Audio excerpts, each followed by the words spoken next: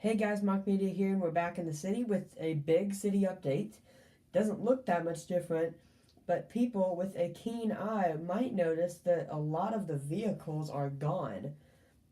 That is because I took all of my sets out of the city. Took them all out, except for the gas station, but that's kind of a novelty. But I took all of them out, took all the sets out. This is only, except for that, but this one does have some light customization on the inside, such as the seats. Other than that, that is really it. The rest of these are they're entirely my own designs. Sorry about that. They're all mocks, entirely my own designs. So this city is on its way to becoming 100% custom.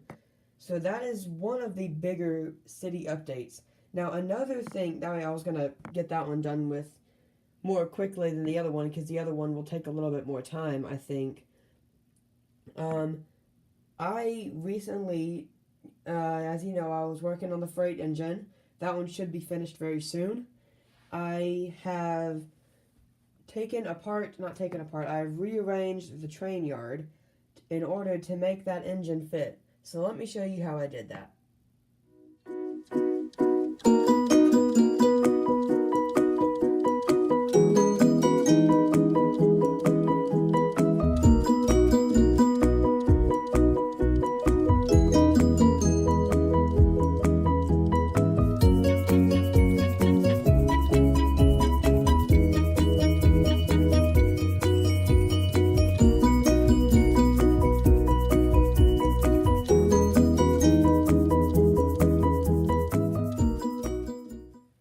So, you see, right off the bat, you will notice that the crane is in a different spot.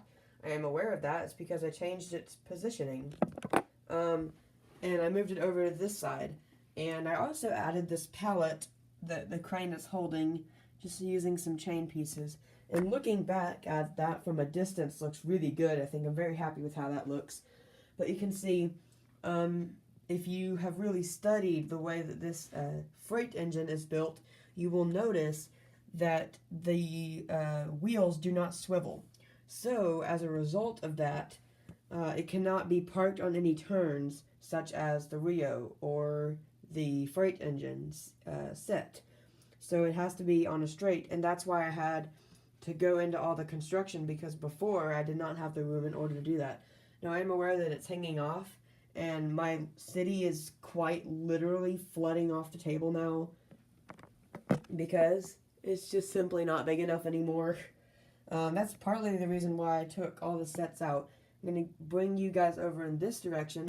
We're leaving the city, and I'll bring you over to the shelf just real quick, and that's where I put all the sets for now. Now I'll merge back into the city. But yeah, I'm very happy with how the train yard looks now, despite the fact that it's hanging off. That might get to me eventually, and I might change it. But for now, that's how it's going to stay, because I want to be able to keep these trains in the city. So another thing that happened was I got a new Lego haul, and it is all of this for like $4. It was a really good deal. So I'll go ahead and show you guys the highlights of that. And probably the biggest thing is this. Now, before you go out saying that this isn't Lego, it is. It is a curved windshield piece. Sorry if it's not focusing. Well, it has the Lego it has the Lego emblem on the studs. I'm not sure where this came from or what set it was in, but it's just a very interesting piece and a very useful piece at that. I got a bajillion 1 by whatever white parts, and that's not it. I have like 3 times as much as that. Most of them 1 by 8. But again, just another really good thing to have. A Mysterious Dimensions piece. We do have that game. Maybe I'll show you some of that on the channel at some point. I'll let you know what I got. Also, like a bajillion light bluish gray. Oh, sorry about that rock there. Light bluish gray tiles. And then also some light bluish gray and white plates of the sort. And multiple miscellaneous parts. Half of a Newt Scamander creature thingy. Kind of depressing and sad. So I got it, and I figured I would use up the parts. This was from a Lego architecture set. Again, not entirely sure what. Then I also got this, and I'm assuming this is probably from a Teenage Mutant Ninja Turtle set, that I am personally not into. I just don't know about it, so I don't really follow it. And of course, they're not even making them anymore anyway. So anyway, all of those parts will be put towards a new camper. I'm going to be making a fifth wheel camper, the front half of it being the living quarters, but the back half of it being a garage. That style of fifth wheel is called a toy hauler. So your toys, obviously, being your ATVs and your quad bikes and your dirt bikes. So it's a mini garage. A lot of times they're 10 feet by 8 feet, a huge space.